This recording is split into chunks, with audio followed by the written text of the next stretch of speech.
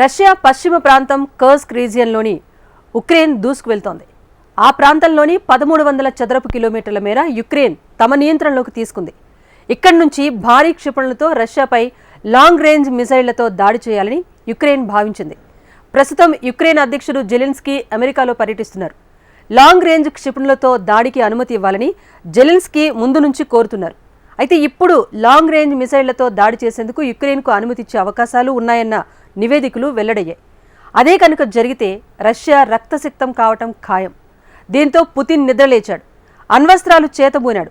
మాపైకి long range మిసైళ్ల దాడి కాదు, మా దిక్కు చూసిన అణుబాంబులు వేస్తామంటూ హెచ్చరించాడు. అసలు యుక్రెయిన్లో ఏం జరుగుతోంది? పుతిన్ ఎందుకు అణ్వస్త్ర హెచ్చరికలు చేశారు? వది స్టోరీ. అణుయుద్ధానికి పుతిన్ సిద్ధమయ్యాడా? లాంగ్ రేంజ్ మిసైళ్లకు పుతిన్ కౌంటర్ ఏంటి? ఉక్రెయిన్ యుద్ధానికి భారత్ ముగింపు పలుకుతుందా? మూడో ప్రపంచ యుద్ధం తప్పదా అంటే తాజా పరిణామాలు తప్పదనే చెప్తున్నాయి. రష్యా అధ్యక్షుడు వ్లాదిమిర్ పుతిన్ మరోసారి సంచలన వ్యాఖ్యలు చేశారు. వ్యాఖ్యలు అనేకంటే అమెరికా మిత్రదేశాలకు సీరియస్ వార్నింగ్ ఇచ్చాడు. రష్యాపై క్రూయిజ్ మిసైళ్ల దాడి జరిగితే తాము అణుబాంబులతో యుద్ధానికి దిగుతామని తేల్చి చెప్పారు. రష్యా బెలారస్ మీద దాడి జరిగితే చూస్తూ ఊరుకోమని పుతిన్ తేల్చి చెప్పాడు. తమ దేశాలపై దాడి జరిగితే అణ్వాయుధాలతో సమాధానం చెప్పే హక్కు తమకు ఉంటుందని పుతిన్ స్పష్టం చేశారు. తమ సార్వభౌమత్వానికి తీవ్రమైన ముప్పు ఏర్పడితే ఎలాంటి చర్యలకైనా వెనకాడేది లేదని రష్యా అధ్యక్షుడు హెచ్చరించారు. నిజానికి గతంలోనూ పుతిన్ ఇలాంటి హెచ్చరికలు చేశారు. అయితే గతానికి ప్రస్తుతానికి తేడా ఏంటి? ఇప్పుడు పుతిన్ వార్నింగ్స్ పై ఎందుకు అంతర్జాతీయంగా ఆందోళన వ్యక్తమవుతోంది? ఎందుకంటే రష్యా అధ్యక్షుడు పుతిన్ తమ దేశానికి సంబంధించిన రెడ్ లైన్స్ ని పునర్నిర్మిస్తున్నారు. గత 4 ఏళ్లలో తమ దేశానికి సంబంధించిన అణు సిద్ధాంతాన్ని రెండోసారి సవరించారు. అంటే న్యూక్లియర్ పాలసీ సవరణతో ఉక్రెయిన్కు ఆ దేశానికి మద్దతు ఇస్తున్న అమెరికా మిత్రదేశాలకు స్పష్టమైన సందేశాన్ని పంపించారు. ఏదైనా సంప్రదాయ ఆయుధాలతో రష్యాపై దాడి జరిగినా తమపై డ్రోన్, మిసైల్, ఫైటర్ జెట్తో దాడి జరుగుతుందని గుర్తించినా వాటికి అణుబాంబులతోనే సమాధానం చెప్తామని పుతిన్ తేల్చి చెప్పారు. వాస్తవానికి అణ్వాయుధాల విషయంలో రష్యా మొదట్లో ఓ విధానాన్ని పాటించేది. అదేంటంటే నో ఫస్ట్ యూజ్. ఏ దేశంపై అణ్వాయుధాలతో తాము మొదట దాడి చేయం అనే విధానం మాస్కో పాటించింది.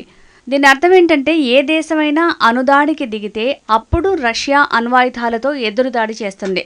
భారత్ కూడా ఇదే విధానాన్ని అనుసరిస్తుంది. రష్యా, భారతే కాదు, అణ్వాయుధాలున్న చాలా దేశాలు ఇదే విధానాన్ని పాటిస్తున్నాయి. కానీ రష్యా మాత్రం ఇప్పుడు ఈ విధానానికి స్వస్తి చెప్తోంది. అణుదాడే కాదు, ఎలాంటి సంప్రదాయ ఆయుధాలతో దాడి చేసినా న్యూక్లియర్ బాంబులతోనే ఎదురుదాడి చేస్తామని ఇప్పుడు రష్యా హెచ్చరిస్తోంది. అయితే ఇప్పుడు అసలు ప్రశ్న ఏంటంటే ఎందుకు పుతిన్ ఇప్పుడు ఇలాంటి వార్నింగ్స్ ఇస్తున్నాడు? పుతిన్ ఇలా స్పందించడానికి కారణం ఉంది. ఇన్నాళ్ళు ఉక్రెయిన్కే పరిమితమైన యుద్ధం ఇప్పుడు రష్యాకు మారిపోయింది. రష్యా పశ్చిమ సరిహద్దులోని కర్స్క్లోకి ఉక్రెయిన్ సైన్యం చొచ్చుకెళ్లింది. ఈ రీజియన్లోని పలు ప్రాంతాలను ఉక్రెయిన్ స్వాధీనం చేసుకుంది. కర్స్క్ రీజియన్లోని సుమారు 100 పట్టణాలు, పల్లెలు ఇప్పుడు ఉక్రెయిన్ కంట్రోల్లో ఉన్నాయి. అత్యంత పటిష్టమైన సరిహద్దు భద్రత ఉన్న రష్యా భూభాగం కర్స్క్ రీజియన్లో ఉక్రెయిన్ చొరబడటం జెలెన్స్కీకి చాలా ధైర్యాన్ని ఇచ్చింది. ఈ క్రమంలో ఇప్పుడు రష్యాపై భారీ దాడికి ఉక్రెయిన్ అధ్యక్షుడు ప్లాన్ చేస్తున్నారు. రష్యాపై భారీ దాడికి అమెరికా మిత్రదేశాల మద్దతును జెలెన్స్కీ కోరుతున్నాడు.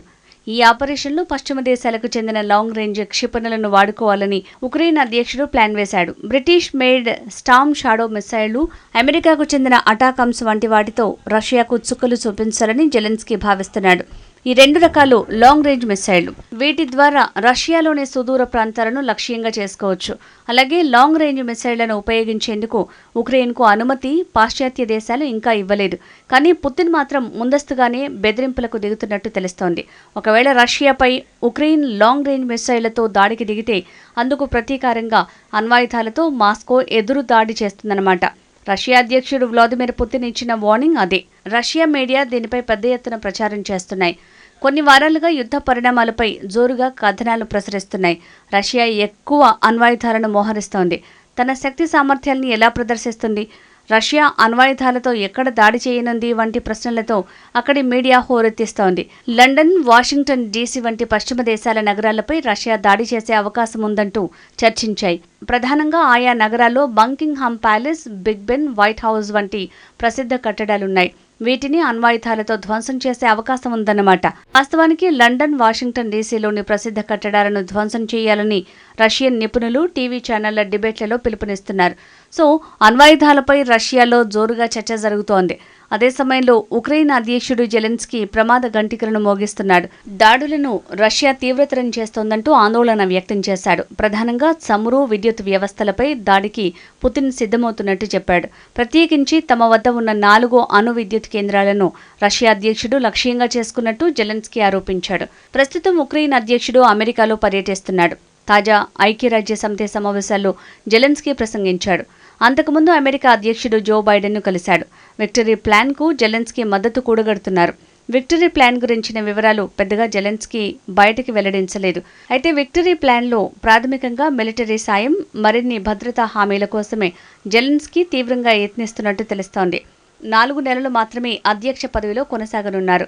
ఈలోగా అమెరికన్ల నుంచి ఎంత వీలైతే అంత సాయం పొందేందుకు జెలెన్స్కీ ప్లాన్ వేశాడు. అయితే జెలెన్స్కీ విక్టరీ ప్లాన్కు బైడెన్ మద్దతు ఇస్తారా అంటే ప్రస్తుతానికి దీనిపై స్పష్టత లేదు.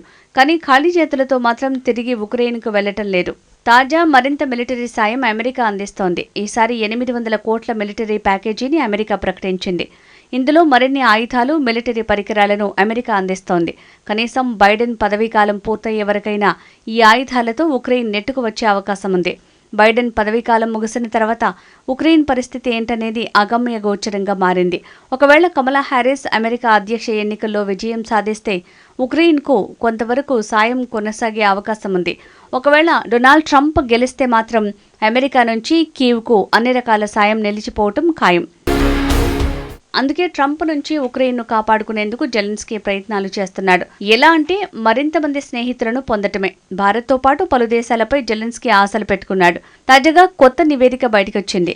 రష్యాతో శాంతి ఒప్పందాన్ని చేసుకోవటానికి భారత్ సాయం చేస్తుందని ఉక్రెయిన్ ఆశిస్తోంది. ఇటీవల మోడీ, జెలెన్స్కీ మధ్య జరిగిన సమావేశాల ఆధారంగా ఈ నివేదిక బయటకొచ్చింది. గత 4 నెలల్లో ఇరువురు నేతలు 3 సార్లు కలుసుకున్నారు.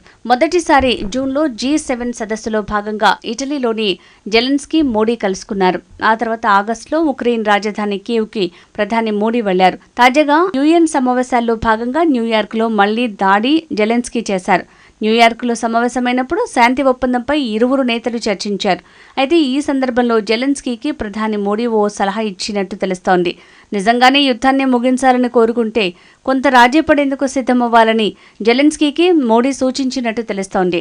అయితే ఏ విషయంలో కాంప్రమైజ్ కావాలన్న విషయం సదరు నివేదిక బయటపెట్టలేదు. అయితే ఇక్కడ ఓ విషయం అత్యంత కీలకమైంది.